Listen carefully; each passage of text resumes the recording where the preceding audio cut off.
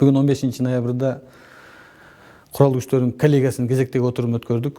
Бұл отырымда 2019 жылды жиынтықтадық.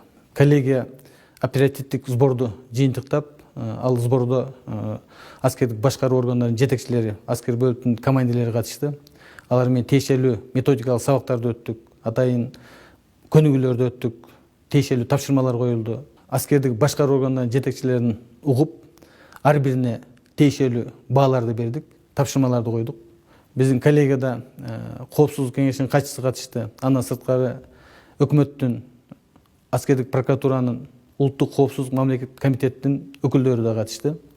Биз коллегиянын отурумунда 2019 жылды жыйынтыктап, ал жерде күжүрмөн жана мобилизациялык даярдоо боюнча, аскердик кызмат боюнча, аскердик тартип боюнча тактап, жыйынтыктап 2019 жылды. Ошондой эле 2020 кийинки жылга тиешелүү тапшырмаларды койдук.